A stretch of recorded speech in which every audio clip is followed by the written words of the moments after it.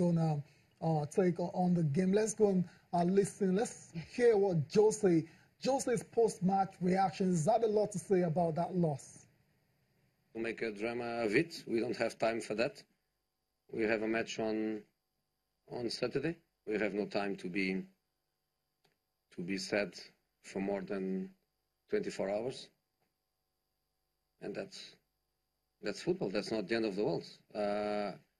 I sit in this chair twice in the Champions League, and I knock out Man United at home at Old Trafford. I sit in this chair with Porto, Man United out. I sit in this chair with Real Madrid, Man United out. So I don't think is something new for the club. And of course, being Manchester United manager and losing a Champions League tie at home is a delusion, obviously. The first goal would always change the direction of the game, and the first goal was for them. Sometimes I am lucky with changes. Other times, other managers are lucky with that changes, and I think was a good happy move by Vincenzo to bring Ben Yedder, and when they scored the first goal, then the game is completely different. I don't have regrets. I did my best. The players, they did their best. Interesting. Jose saying doesn't have any regrets, saying his team gave their best, but obviously the best wasn't enough on the night, and that's why they were watching the rest of the competition on their TVs. And Coyote, I mean, how do you react? First of all, let's talk about Jose Mourinho's role in all of this. The feeling is that he got it wrong right from the starting lineup. Well, they started quite brightly the first 5 minutes. Yeah, exactly.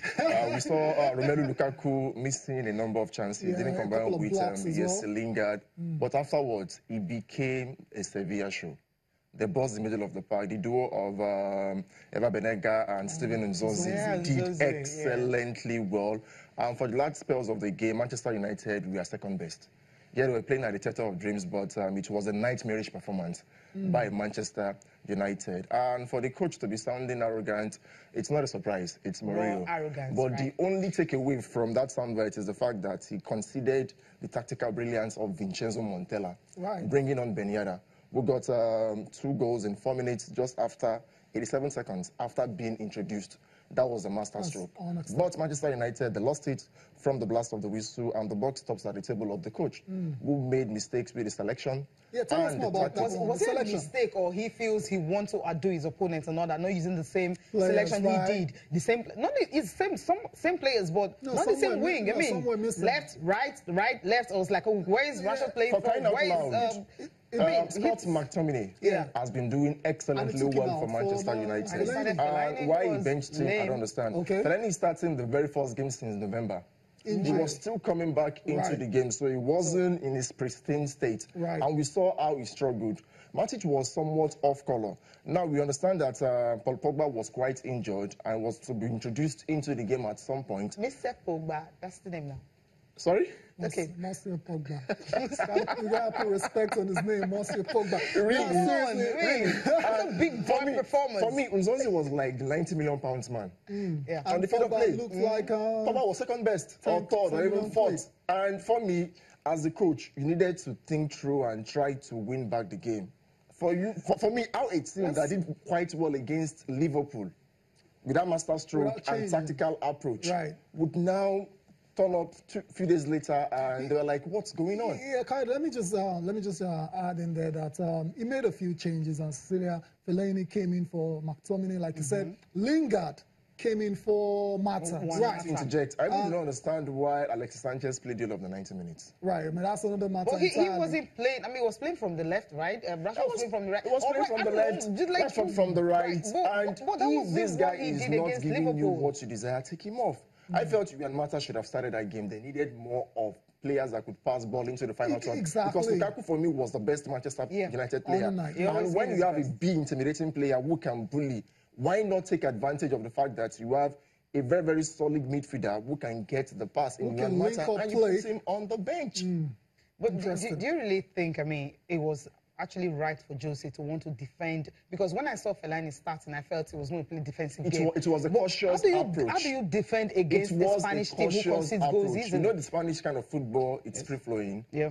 It's quite an end-to-end. And with the approach, a similar 4-2-3-1 set up by Vincenzo Montella. You have the duo of Benaga and Mizon's in the middle of the park. And you know what Korea brings to the table? Now, they had many chances, but they were lacking in cutting edge in the final, talking about Sevilla. When he now brought in Berneda, you knew in the first half, when they were not doing that, you could come out in the second half, guns blazing, get the goal. You were the home side. You didn't do that. It was after they got 2 goals, you're now reactionary, but it was too late for them to make an impact in the encounter. So for me, it was the fault of the coach. He lost it. Yes, the players too didn't step up to the plate, but the buck stops at the table of the coach. Obviously, yeah, everything was going according to plan. If you're saying, okay, Jose started with a cautious approach, it was still goalless, right? Then Jose decides, okay, let's go for this game now. He takes up Fellaini, brings in Pogba, and if you go out there and ask people about what they think of Pogba's reaction, you'd be surprised at the kind of things they're saying. I mean, your own take quickly before we go on this break. Well, Pogba, how would you rate him in that game when he came on? It was average. I thought it was poor. I thought it was poor. That's putting it lightly. I thought it was trolling. It was trolling on the pitch because I didn't see him touch the ball. On Paul Pogba.